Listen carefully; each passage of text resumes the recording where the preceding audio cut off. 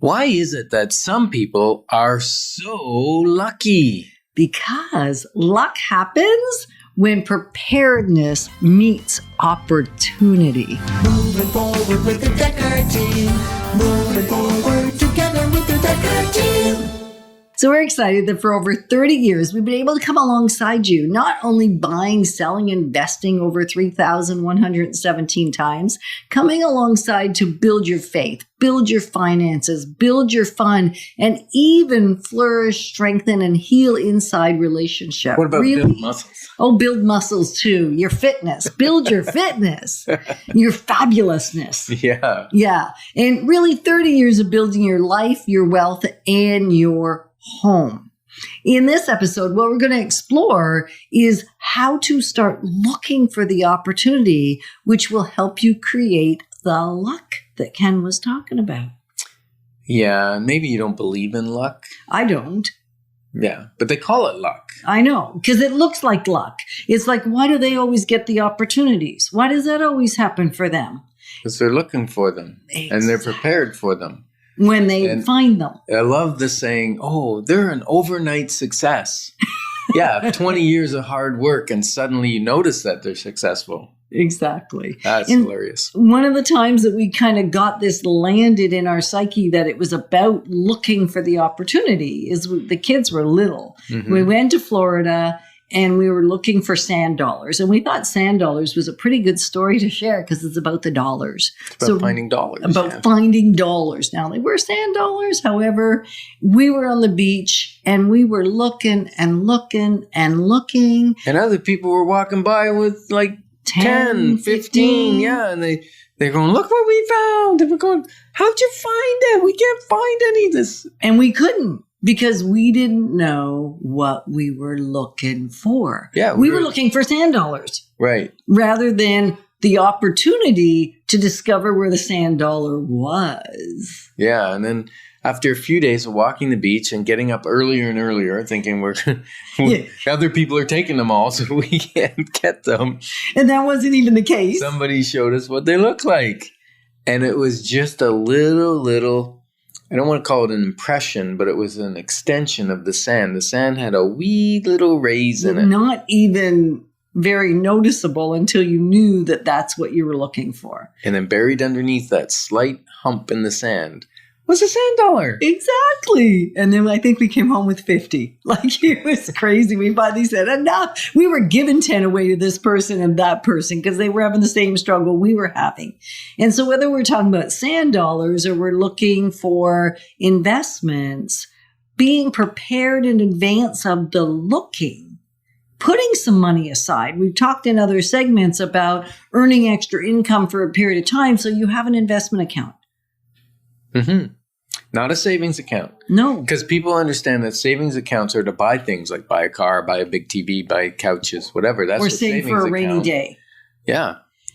Whereas an investment account, really you shouldn't overspend it. It's for investing. So if you utilize that money, it's to buy an investment that's going to go up in value. Right. Rather than an item. I was going to say an asset, but is it really an asset if it depreciates? It could be a depreciating asset. Huh? That's what accountants call it. Yeah.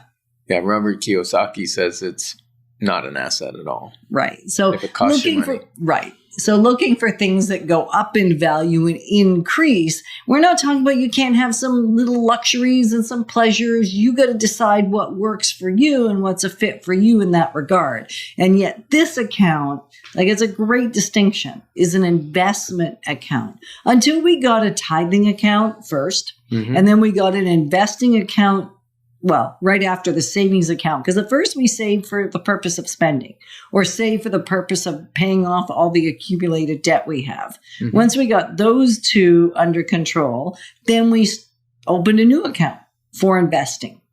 And then we also had a fun account, which was kind of fun. And when she says accounts, they're not necessarily all bank accounts. We're talking like envelopes or jars or pieces of paper with the amount written on it and stuck in a jar, so we didn't have thousands of dollars kicking around in the house. Right. Some people prefer, though, to use the separate bank accounts. And I think it's totally fine. Divide them out. When you bring in the money, we found often because Just our make income... sure those accounts don't cost you money. Well, I know. We talked about that already. We found because our income fluctuates so much, sometimes from zero to significant, we found a percentage worked better than a dollar allocation. For some people, a dollar allocation. So the logistics of how you do it is less important than that you do it. You find the formula or the system that works for you. Right. And when we talked about being prepared, one of the things is if you're thinking about an investment in real estate, whether it's your personal residence or you want to buy something, you're going to live in part of it, rent part of it out, or you want to buy an investment property, part of being prepared is having that consultation with us to decide what it looks like, when it might look like it, how we might do it. All those things we talk about during the consultation. So I'm going to encourage you, if this sounds like you, to pick up the phone and dial 613-860-4663. And we'd be delighted to sit down with you for an hour or so and talk about your wealth building plans. Yeah, because what we do know is it's not a one-size-fits-all strategy. I mean, the wealth formula is a great place to start. It will give you the basic framework, take you from the beginning of having upside-down debt. You might find yourself near the beginning of the book. You might find relation to it near the middle of the book, or it might be near the end of the book, or maybe you've already accomplished everything in the book and it's a gift for someone else. Because part of passing on wealth is also helping others do what you did. Mm-hmm. So once you're prepared, now let's look, how do we find ways of finding opportunity? Like we have a client who, bless their soul, both of them, I think it's once every 2 days, I get a text. Can you pull the finances on this investment property? Can you tell me whether that's tenant occupied or vacant or owner occupied? And I love it because they're scouring the market for something, not necessarily that's a deal, but they can turn into a deal based on their opportunity thinking of what they can change that property into. Right. Because so if it was a great deal, chances are there's a whole lot of people wanting it. And then all of a sudden it's not a deal anymore, right? Right. And so it's to look for that thing that maybe looks obscure, maybe doesn't look fantastic, but you can see the opportunity in it, like a single family home that's located in an area and the floor plan is such that it would be really easy to convert to a duplex. Yep. That's one example. Exactly. And so where do you find some of these opportunities? Join a mastermind, join a club, read, just be on the search.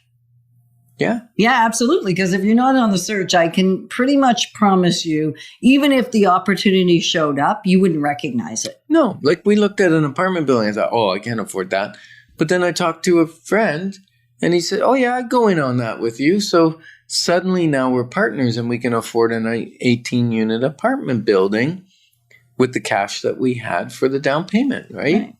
So partnership could be a great idea. So what is one of your favorite quotes? Well, I just made it up, actually. I made it up one today. Of your favorite own quotes. Yeah. Don't wait for opportunity to knock.